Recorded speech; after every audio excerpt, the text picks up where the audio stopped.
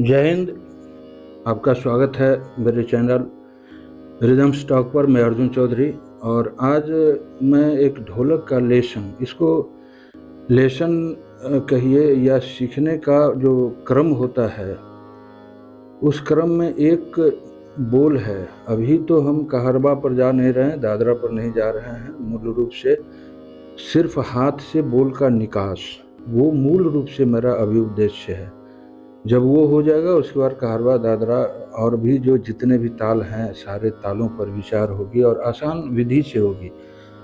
अभी एक ऐसा चीज आपके सामने रखने जा रहा हूँ जिसका निकास, जिस बोल को बजाने का जो तरीका है, निकास मतलब हाथ रखने का जो तरीका, हाथ की वो प्रक्रिया जिससे बोल निकलता हो, उसको बोल का निकास कहते हैं। वो जितने भी वाद्य हैं, खास करके जो बजाए जा रहे हैं, ज़्यादातर उसमें ढोलक, नाल, तबला या ढोलकी या जो भी इस तरह के वाद्य हैं, उस पर सारे वाद्यों पर एक ही तरह से बजेगा। उसमें न तो अंगूठी का प्रयोग है, न ही छल्ले का प्रयोग है, न ये कुछ नहीं। लेकिन वो इतना महत्वपूर्ण है संगीत के लिए कि जितना अभ्यास आप, जितनी अधिक ज़्यादा उसकी प्रैक्टिस आपकी होगी, जितना अभ्यास आप करेंगे, उतना ही ज़्यादा महत्व कलाकारों के बीच आपका अधिक होगा। लोगों में पहचान, ये सब चीज़ ऐसी है कि लोग जानते हैं कि ये बहुत मज़ा हुआ कलाकार है या बढ़िया कलाकार है या बजाता अच्छा है। और हर बोल में, हर उठान में लगभग इसका प्रयोग है। इसीलिए मैं इस चीज़ को रखने जा रहा हूँ स्पेशली अलग से। छंद उसका दादरा का बनेगा या कहरबा का, वो बात की बात है। लेकिन अभी जो आपके बीच में है वो है तिरकिट। ये बजाने का अभी मैं बजा रहा था, वो तिरकिट ही था। तो तिरकिट आपने इससे पहले के जो भी लेसन हैं उसमें देखे होंगे कि ती कैसे बजेगा और क कैसे बजता है, र, ये सब देखे होंगे। ती र की ट, तिरकिट के लिए ती, ये जो मध्यमा और अनामिका है, मिडिल फिंगर और रिंग फिंगर, उससे हम लोग ये नहीं, इसमें ये ती, और ये जो है ये यहाँ गजरा के पास रहेगा, इतना ती। बहुत आसान है। ये र, इसको भी यदि सटा के लेते हैं तो ये र, ती र, ती र, ये मध्यमा और अनामिका। इसको यदि हम सटा के इस पर लगाते हैं, एकदम सटा हुआ, खुलेगा नहीं कहीं से, उसके एकदम सटा हुआ रहेगा, तो वो ती। और ये तर्जनी जो फोर फिंगर है, उसको यदि हम लोग ऐसे लगाते हैं तो ये र। और इधर जो है बाएं की तरफ ये क, क से जो भी शब्द हैं वो मूल रूप से इसी से बनते हैं। मैंने बहुत लोगों को ये भी देखा है कि वो किसी चीज़ को, अब धा एक आदमी का हम देख रहे थे तो धा में ता ये लगता है, तो उन्होंने कभी ये ता लगा के दिखाया, पता नहीं क्या कहाँ तक सही है। उन लोगों, मैं इस तरह का चीज़ नहीं जानता हूँ, वो मैं बता नहीं सकता। एक बार जो लगेगा, ता जैसे लगेगा वैसा ही लगेगा हमेशा। ता 5 प्रकार से नहीं लग सकता है, ती 5 प्रकार से, हाँ कभी कभी उसका जगह परिवर्तित हो जाता है। साउंड प्रोडक्शन वही रहता है लेकिन जगह परिवर्तित हो जाता है। उसको बड़ा ध्यान से आप लोग देखेंगे, क्योंकि एक ता को यदि 20 तरह से बजाना सिखाएंगे तो कंफ्यूज हो जाता है लोग। इस तरह से संभव नहीं है करना। आपको कंफ्यूज करके मतलब सिखाया नहीं जा सकता है। सिखाने के लिए सबसे जो महत्वपूर्ण चीज़ है कि साफ साफ आपके सामने बोल निकास जो है वो बिल्कुल क्लियर होना चाहिए। मेरा कहने का मतलब है कि जो भी बोल का निकास हो वो बिल्कुल क्लियर होना चाहिए। उसे समझने वालों की भी आसानी होती है, बजाने वालों की भी आसानी होती है। और वादन वही अच्छा है जिसमें अब दानेदार वादन हो, साफ साफ बोल का निकास हो, सुनने वाले को समझ में आए कि क्या बज रहा है। बजा बहुत कुछ रहे हैं लेकिन निकास सही नहीं है तो वो कुछ भी नहीं। इसीलिए सबसे पहले हर एक अक्षर का, हर एक शब्द का जो अभ्यास कर लें, फिर उसको दादरा, कहरबा, रूपक या बहुत सारे ठेका, जो जितने भी बजते हैं सब ठेका उतना ही अक्षर से बजता है, कोई अक्षर अलग से तो आया नहीं है। तो तिरकिट, ती र, ये दोनों उंगली, मध्यमा, अनामिका, मिडिल फिंगर और रिंग फिंगर, ती सटा के लेंगे इस पर।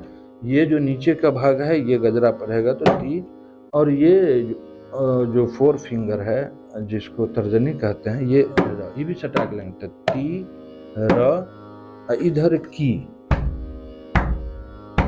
ये सिर्फ क की, के जो भी बजेगा सब ऐसा ही बजेगा। की, के, क जो भी बजाना है क से सब ये लगाइए। तो क, की, इधर हो गया टी, र, इधर हो गया की, ये की। अब फिर ट, जैसे टी बजाए थे वैसे ही ट भी बजेगा। ट तो होता है टी, र, की, ट, टी, र, की, ट। इसको जितना भी टी, र, की, ट, टी, र, की, ट,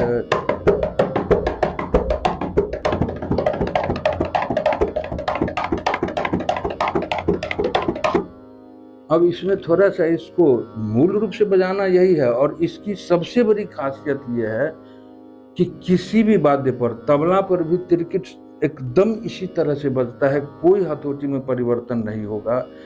ढोलक पर भी इसी तरह से बजेगा, ढोलकी पर भी इसी तरह से बजेगा, नाल पर भी इसी तरह से बजेगा। ये निकालना इतना महत्वपूर्ण है कि आप कोई भी वाद्य यंत्र बजाते हैं, जैसे कि मैं अगला लेसन सोच रहा हूँ नाल पर, तिरकिट से संबंधित ही, थोड़ा बोल में अंतर होगा जरूर, लेकिन एक साथ यदि उस पर भी दिखा दें फिर तबला पर दिखा दें तो आपको बहुत ही क्लियर हो जाएगा कि तिरकिट एकदम एक ही तरह से निकलता है। अब इसकी सपोर्टिंग के रूप में अभी ये जो भी छंद बने, चाहे दादरा का छंद बने, कहरवा का छंद बने, अभी का दादरा कहरवा से मूल रूप से अभी कोई मतलब मेरा नहीं है। मेरा मतलब है कि आप बोल का निकास सही कर लें। सारा बोल यदि निकालना सीख जाते हैं तो बड़ी आसानी होगी बजाने में। ये ता, ता, ता और धा, तो ता में ये लगता है और धा में इधर तर्जनी लगेगा, इधर गौ लगेगा, ये तो ये। और धा में यदि ज्यादा जोर देना धा तो इसमें ये लगेगा।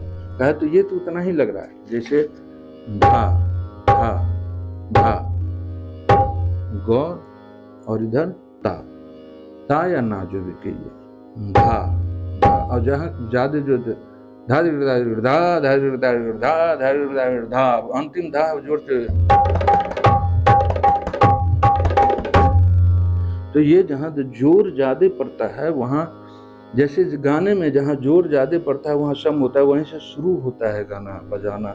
शुरू करने की क्रिया जब हम लोग गाने पर जाएंगे ढोलक को बजा के या अन्य किसी वाद्य यंत्र पर, तो कहाँ से शुरू किया जाए, कहाँ से तिहाई बनेगा, कहाँ से समाप्त होगा, तिहाई क्यों बजता है, बहुत सारी जानकारियाँ हैं। ये रिदम स्टॉक है, ताल की हर बात, हर वो बारीकी जो आपको संभवतः एक किताब में तो कहीं नहीं मिलेगा।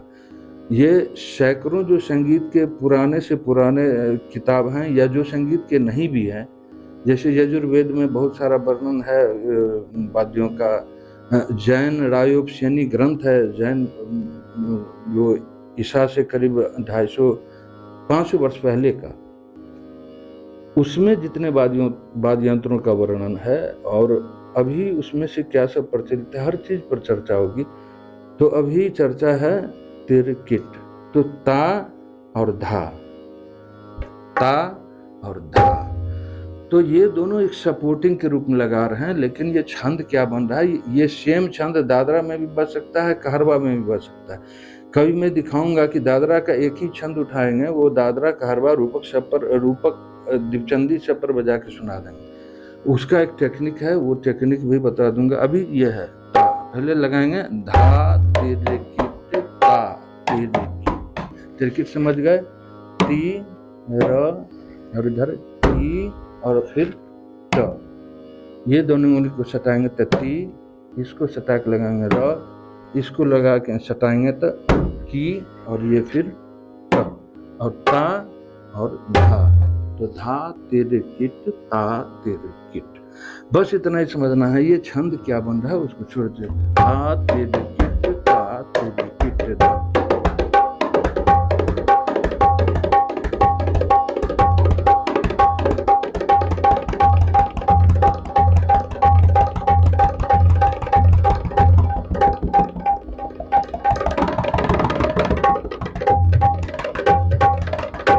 ये बड़ा ही महत्वपूर्ण लेसन है कम देर का ही रखेंगे, आप इसको सिर्फ बजाना सीखें। अगला लेसन मैं सोच रहा हूँ कि नाल पर इसी चीज़ को थोड़ा सा परिवर्तित करके डाल दूँ, ताकि वो स्याही से काम होता है उसका। तो स्याही पर तिरकिट का प्रयोग कैसे होगा वो अगले लेसन में संभवतः हम रखेंगे, और ये ज़रूर बजाएं, खूब परिश्रम करें इस पर। मैं आपको बिल्कुल अपने अनुभव से बता रहा हूँ। या दुनिया में आप देखिए, जितने भी लोग बजाते हैं तिरकिट का, जितना ही सही, परफेक्ट और बढ़िया स्पीड से लेके स्लो तक इस्तेमाल करते हैं, उनकी उतनी ही तारीफ होती है। मैं एक लेसन अभी डालने जा रहा हूँ, उसमें सीखने वाले के कितने उद्देश्य के कितने प्रकार हैं और वाद्यों के कितने प्रकार हैं, वो भी मैं बताने जा रहा हूँ अभी अगले लेसन 1, 2, 3 के अंतर्गत डाल दूंगा। और जो मैं बोलने का लेसन डालता हूँ उसे और गौर से सुने, क्योंकि थ्योरी और प्रैक्टिकल दोनों आपको जानकारी होना ज़रूरी है किसी भी कलाकार के लिए। यदि थ्योरी उसका आप बिल्कुल नहीं समझ रहे हैं तो आपको दिक्कत हो सकती है। कहीं कहीं आपको इन्फीरियरिटी कॉम्प्लेक्स होगा, लगेगा कि जो हम उतना नहीं जान पा रहे हैं आपको। इसीलिए खास करके हमने इसका नाम रखा है रिदम्स टॉक। ताल के संबंध में हर बात होगी जो ताल से संबंधित हो। तो आज आपने देखा तिरकिट, धा तिरकिट, ता तिरकिट, ये हम डिस्क्रिप्शन में इस बोल को लिख देंगे।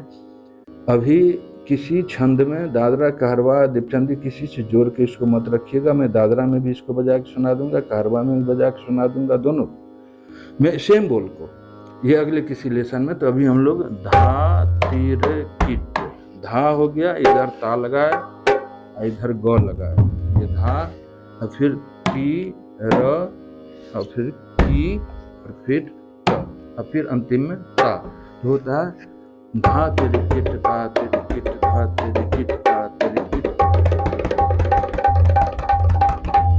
साथ में ये महत्वपूर्ण है कि किसी भी जो इस तरह के वाद्य हैं, तबला, नाल, ढोलक, ढोलकी, जो भी है, सब पर एक ही तरह से ये बोल बजेगा। इसका इतना ज़्यादा महत्व है।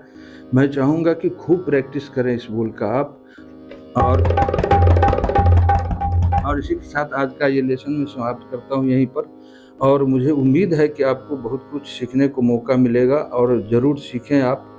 बहुत बहुत धन्यवाद। नमस्कार।